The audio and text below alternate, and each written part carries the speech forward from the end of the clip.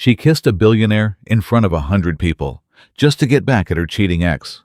What she didn't expect was that the billionaire would kiss her back and whisper, "Let's make it real." What started as a fake relationship turned into the love story of a lifetime. But will it survive? Lies, jealousy, and heartbreak? If this story gripped your heart even just a little, don't forget to hit that like button, subscribe for more love stories with wild twists, and comment below. Would you say yes to a fake relationship with a billionaire? And hey, share this with someone who still believes in love written by fate, not contracts. Rachel Morgan didn't plan on attending her ex's engagement party. She especially didn't plan on watching him slip a massive diamond ring onto her former best friend's finger in front of a room full of smug strangers. But life had a cruel sense of humor, and tonight, it was laughing straight in her face. Standing there near the champagne fountain in a wrinkled thrift store dress she wore out of spite, Rachel froze as Lucas got down on one knee under the chandelier. "To the woman who made me believe in love," he said sweetly, ignoring the fact that just 6 months ago, he told Rachel she wasn't wife material. The same man who used to say, "Marriage is a corporate trap," now looked like a budget Prince Charming in a fitted tux, ready to sign the very contract he mocked. The crowd gasped, the ring sparkled, and there she was, Rachel, suddenly the elephant in the ballroom. She turned to leave. "Rachel," a voice called, loud enough for people to turn. "Lucas, of course." She turned slowly. "Didn't expect to see you here," he said with a smirk. His fiancée, Ashley, clung to his arm like a decorative purse. "You look the same," Ashley added, her glossy lips pulling into a fake smile. "Still wearing that necklace? Cute." Rachel clenched her fists. Her brain screamed leave, but her pride screamed louder. "You didn't bring a date?" Lucas asked, smug as ever. "No surprise." Rachel's pulse exploded in her ears. The whispers around her grew louder, sharper, cutting through her like tiny glass shards. She took one shaky step back, and that's when she saw him. A tall man in a charcoal suit, standing near the balcony doors, scrolling his phone like he couldn't care less about the soap opera happening across the room. His hair was dark and perfectly styled, his jawline sharp, his presence magnetic. He looked like he belonged to a different world. Without thinking, without blinking, Rachel marched across the room, heels clacking like gunshots. She walked straight up to the man, grabbed his lapel, and kissed him. Dead silence. For one terrifying second, she expected him to shove her away or call security. Instead, he kissed her back. Not in confusion, not in resistance, but with a calm, collected confidence that melted the floor beneath her feet. His hand slid naturally to her waist. He pulled her slightly closer, not roughly, but with ownership. The room didn't exist anymore. The whispers were gone. All that remained was his steady presence and the warmth of a kiss she never saw coming. When she finally pulled away, her breath shaky, she turned to face Lucas. "Sorry," she said, voice sharp and loud enough for everyone to hear. "What were you asking?" Lucas's face was the color of overcooked lobster. Ashley blinked rapidly, like someone had just hacked her social media account in real time. Rachel started to step away. Mission accomplished. When the stranger leaned toward her and whispered, "If we're going to put on a show, might as well commit to the part." She blinked. "Excuse me?" But before she could react, he slipped an arm around her waist, like they'd been dating for years. "Shall we, babe?" he said with a soft chuckle, leading her toward the door without waiting for a reply. Rachel stumbled after him, still gripping her clutch like it held all her sanity. What the hell just happened? She kissed a stranger. He kissed her back. Now, they were leaving together like some twisted fairy tale version of "Take That, Ex-Boyfriend." Outside the ballroom, the cool air hit her face like a wake-up call. "Okay, hold up," she said, stopping in her tracks. "Who are you?" The man turned to her with a half smile. "You mean you don't know? Should I?" He tilted his head. "Interesting." He extended a hand. "Caleb Hayes." Rachel's mouth opened, but no sound came out. No way. Caleb Hayes, the Caleb Hayes, billionaire tech mogul. The man on every Forbes list, the subject of every finance podcast, the guy people called America's coldest genius. And she just kissed him. in front of 200 people and her ex. Rachel looked up at the sky like she could find answers there. Caleb smirked. "Well," he said casually, "thanks for the distraction. That was entertaining." She blinked again, brain rebooting. Then he said the words that would change everything. "You have excellent instincts. Ever thought about making this kiss a 1-month contract?" Her heart stopped. Welcome to the real story. And it all started with one reckless kiss. Rachel couldn't believe the words coming out of his mouth. "A 1-month contract," Caleb repeated coolly, like he was discussing a business merger, not the fact that she had just fake-kissed a billionaire in front of a crowd of elites and an ex-boyfriend with a fragile ego. "You want me to pretend to be your girlfriend?" She blinked. "For a month?" Caleb nodded, slipping his hands into the pockets of his tailored slacks, like this was just another Tuesday. "It's mutually beneficial. You clearly need a win, and I need a solution." "To what exactly?" He paused, looking at her as if deciding whether to tell her the truth. "Let's just say, my family is pushing for an arranged engagement. Old money drama. Inheritance threats, power plays. A classic corporate romance I want nothing to do with." Rachel folded her arms, heart pounding. "And where do I fit in?" "I need to look unavailable," Caleb said. "Unpredictably attached. Convincingly in love." She stared at him like he had grown 2 heads. "You want to fake date me? A broke copy editor in a knockoff dress. So your rich family leaves you alone?" "I wouldn't say fake," he smirked. "We'll just put on a convincing performance." Rachel scoffed. "And in return? I'll cover your rent. Get you in front of 3 companies looking for creative talent. I can open doors you didn't even know existed, Rachel." Her breath caught at the sound of her name. It sounded different when he said it. Controlled, deliberate. "But," she said, trying to push past the fog in her brain, "this is nuts. Why me? You could hire an actress, a model, someone trained for this." Caleb shook his head. "Exactly. They'd act. You? You didn't know who I was, and still had the guts to kiss me in front of 200 people. That wasn't acting. That was instinct. And it worked." Rachel stared at him, mind racing. Everything in her screamed to run. This was insane, unbelievable, ridiculous. And yet, rent was overdue. Her job was gone. Lucas's smug face was still burned into her memory. And for once, life was offering her something unexpected. On her terms. She took a breath. 1 month. You don't get to tell me how to dress, where to live, or what to say. Caleb grinned like he'd already won. "Of course not. I respect boundaries, especially the ones we'll be pretending to cross." Her stomach flipped, and not just from anxiety. He extended a hand. "Do we have a deal?" Rachel hesitated for one last second. Then, against all logic, she took it. Deal. The next morning, the internet exploded. Caleb Hayes spotted with mystery girlfriend at private event. Who is the woman who kissed America's billionaire bachelor? Photos of their kiss made headlines across every major gossip site. Her name hadn't leaked yet, but it was only a matter of time. Rachel's phone buzzed nonstop.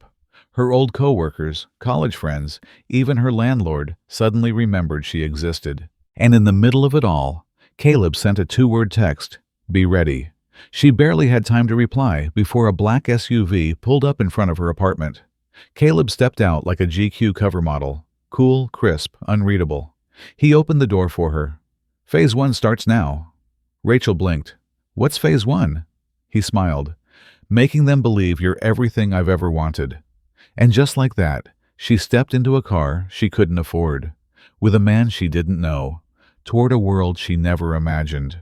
Not love, not yet, but definitely the most dangerous contract she'd ever signed. Rachel Morgan had no idea that saying yes to a contract would mean stepping into a whole other universe. She wasn't just stepping into Caleb's car anymore. She was stepping into his world, and it was nothing like hers. Within 48 hours, Rachel found herself in a luxury suite at the Peninsula, surrounded by stylists, assistants, and designers who didn't blink twice when Caleb said, "Make her unforgettable." They didn't change her, they revealed her. Gone were the thrift shop heels and chipped nail polish. In their place, a midnight blue gown that shimmered under the lights, subtle smoky eyes, and a diamond necklace that did not come from Claire's. Her reflection made her blink. Not because she didn't recognize herself, but because, for the first time, she looked like someone who belonged. "Ready?" Caleb asked that evening, stepping into the room in a custom tux that made him look like he walked out of a Bond film.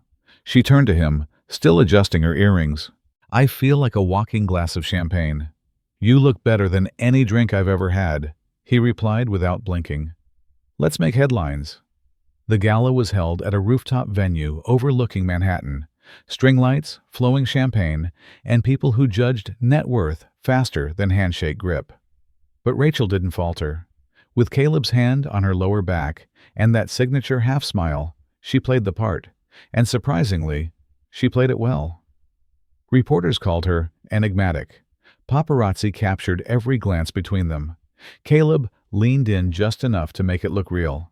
And then he whispered, "You're killing it." Her heart skipped. The performance continued for days. A business conference in Miami, a press event in LA, a fundraiser hosted by someone who once dated royalty. Rachel found herself seated beside politicians, celebrities, and CEOs, and somehow holding her own. But what really unraveled her wasn't the attention. It was Caleb. Because behind the billionaire persona and silent stares was someone else.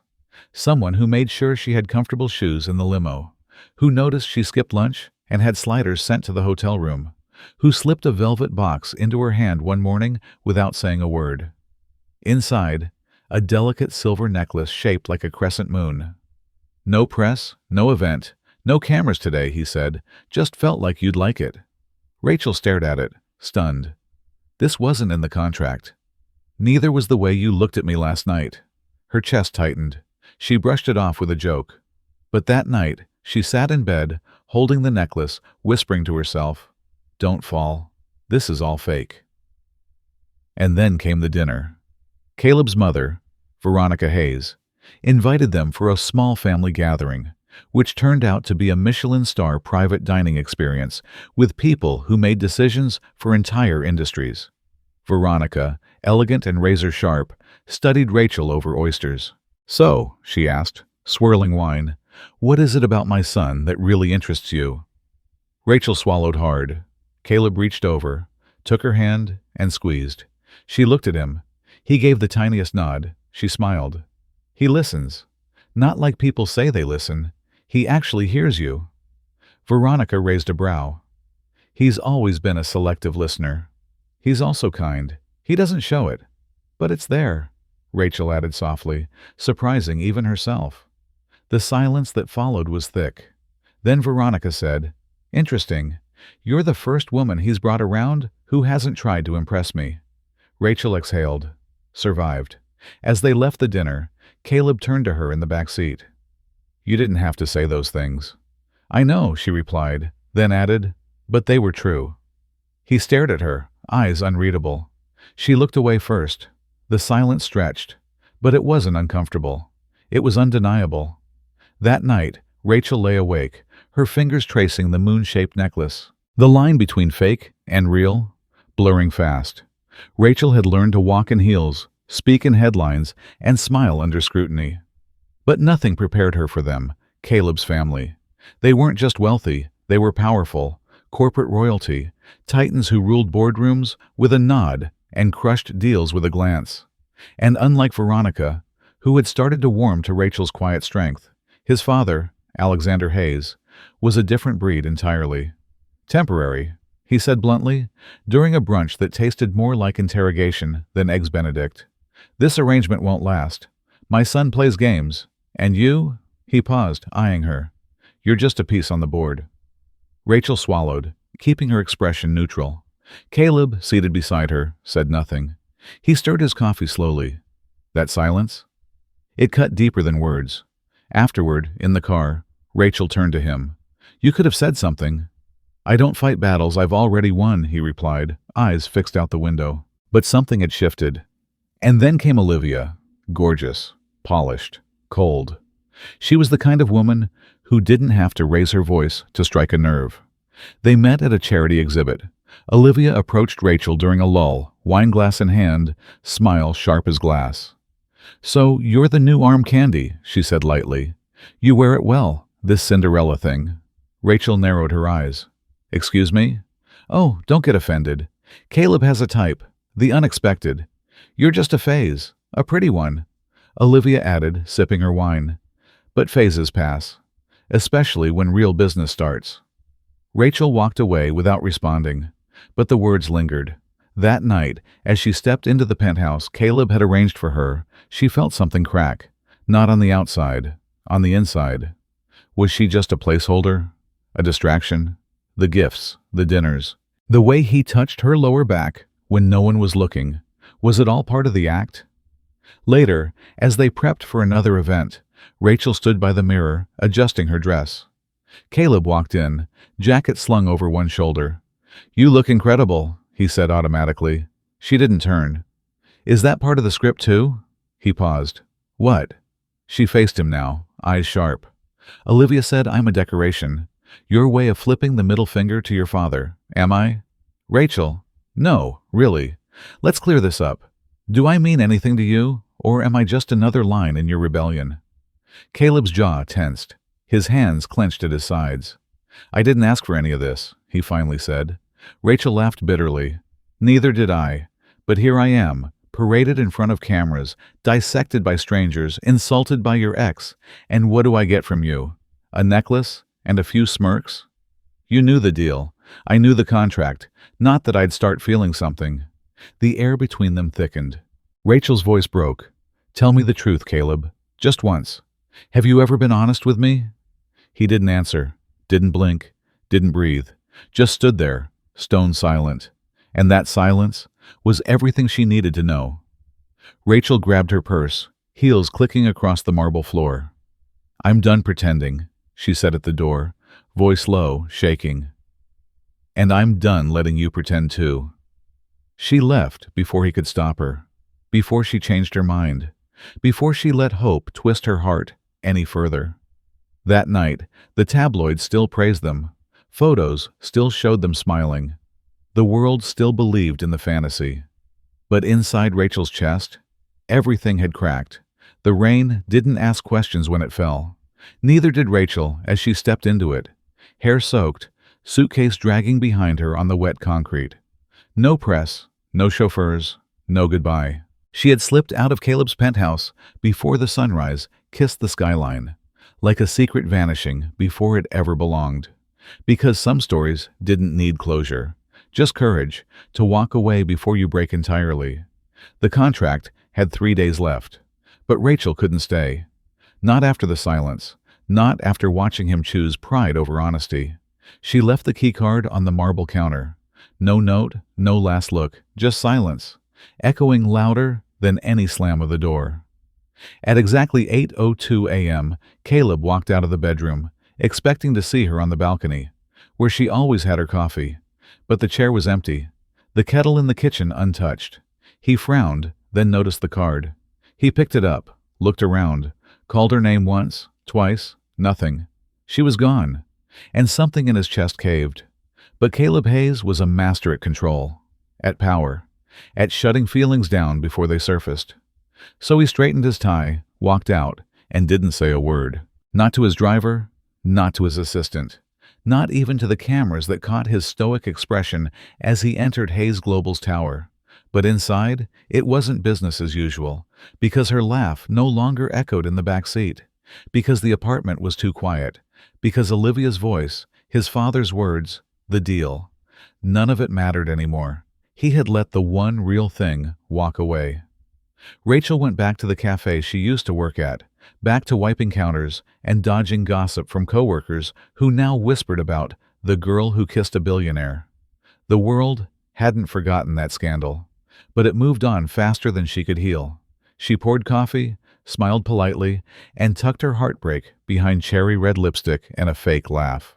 But at night, she rewound every moment, every touch, every time Caleb looked at her like she meant something. Maybe it was a lie, maybe it wasn't, but it hurt either way. 2 weeks passed, then 3. Rachel sat on a park bench on her lunch break, watching a young couple laugh over a melted ice cream cone. She smiled, softly, painfully. That could have been us, she thought, but fairy tales weren't made for girls like her. Suddenly, a voice pulled her out of the daze. "You forgot your favorite blend." She turned, and there he was. Caleb, no suit, no entourage, just him holding a coffee cup with her name misspelled, on purpose. Her heart stumbled. "Why are you here?" she asked, standing slowly. He looked at her, no armor this time, just a man stripped down to truth. "Because I realized something. You walked away when the contract said you could stay, but I never gave you a reason to believe it was more than that." Rachel swallowed hard. "I needed space," she whispered. "I know, and I respected it, but I also couldn't stop thinking about the way you left. Quietly, with dignity. That wasn't a goodbye. That was self-respect." Tears welled in her eyes, uninvited. "I don't want you back because of guilt, Caleb." He stepped closer, voice steady, but thick with emotion. "No, I want you back because this time, I'm not offering a deal. I'm offering a chance. For us. For real." Rachel looked at the cup in his hand, then up at the man who finally said what she needed to hear. And in that moment, nothing else mattered. Not the world, not the cameras, not the past, just possibility. Rachel hadn't meant to wander into that boutique. She just needed a distraction after the cafe rush, something to take her mind off the way Caleb looked at her in the park last week. Vulnerable, raw, real. But fate had other plans. There, inside a glass case, next to velvet boxes and custom watches, sat the ring. She knew it instantly. Oval cut, rose gold band, engraved initials inside, RHCH. Her breath caught. This wasn't just any ring. This was the ring Caleb had once secretly designed, long before the contract ended, long before she walked away. And now? It wasn't just jewelry. It was a truth she wasn't ready to see before. He had fallen for her, not because of the agreement, but in spite of it. That evening, with her hands shaking and her heart louder than the traffic, Rachel stood outside Caleb's townhouse. She wasn't there for a dramatic reunion. She just wanted to say thank you.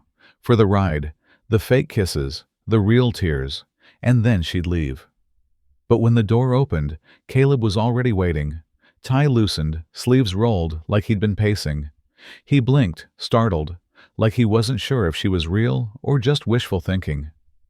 "I didn't expect you tonight," he said softly. "I wasn't sure I'd come," Rachel admitted, holding her bag tighter. "But then I saw the ring." Caleb froze. His eyes flicked down to her fingers, as if hoping she'd be wearing it already. I wanted to say thank you. For everything. You helped me see my worth again." He didn't speak, just looked at her like she was light he hadn't seen in days. She smiled faintly. "That's all? I'll go now." "No," he interrupted. Then, before she could step back, Caleb dropped to one knee right there on the front porch, with the city lights flickering behind him like a movie set. From his pocket, he pulled the ring. Her breath hitched. "I bought this after the gala," he said, "before the contract ended, before Olivia, before everything got messy." Rachel stared at him, lips parting, but no words coming out.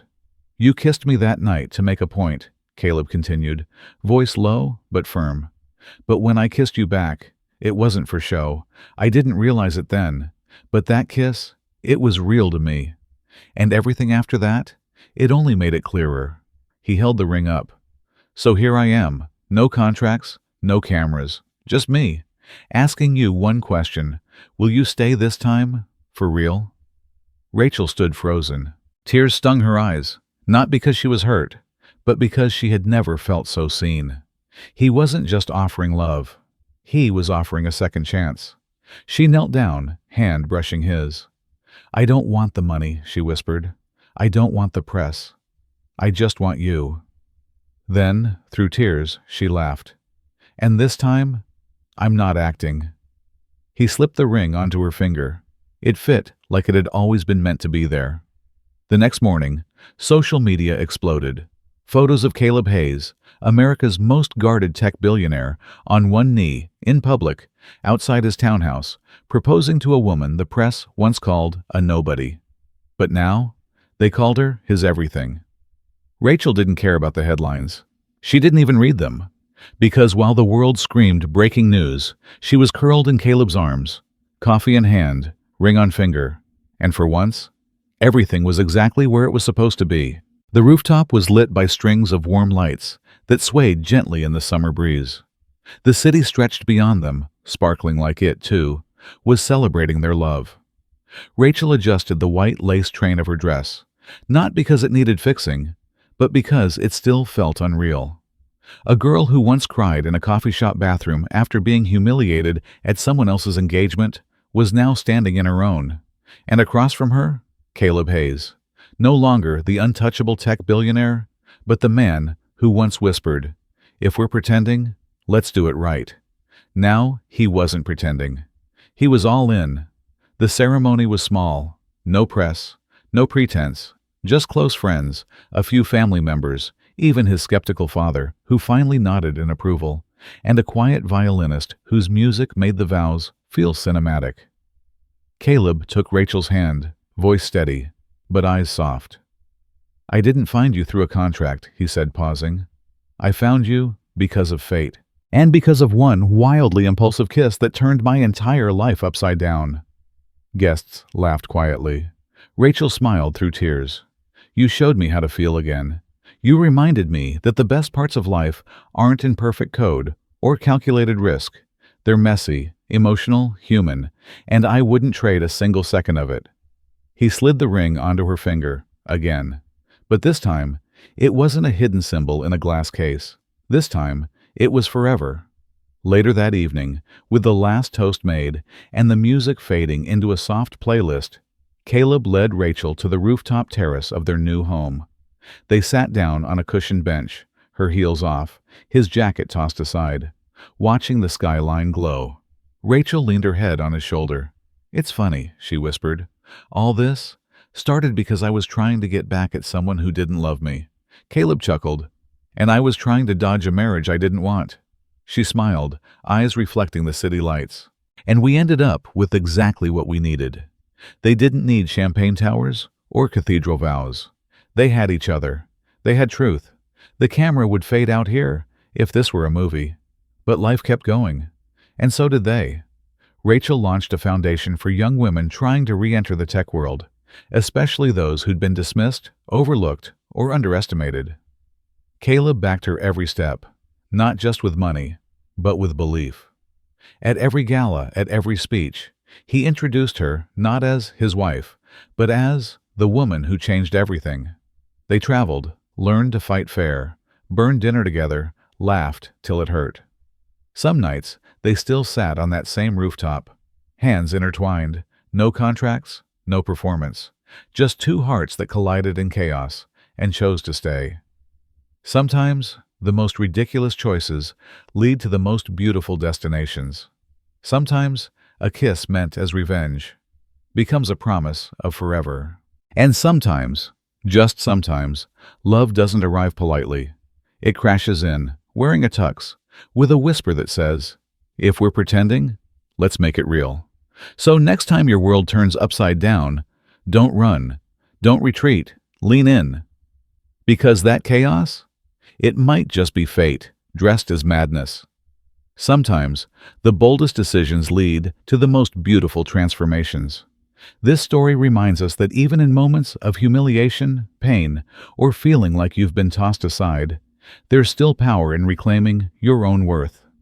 Rachel's impulsive kiss wasn't just revenge. It was the first step in choosing herself, stepping out of shame, and saying, "I matter." Through her journey, we see that love doesn't always arrive wrapped in tradition or logic. It might start in chaos, grow through pretend, and reveal itself only when we let our walls down. But the deeper message here is this: you are not defined by your past, your heartbreaks, or by what others think you deserve. You are worthy of a love that chooses you, fully and freely.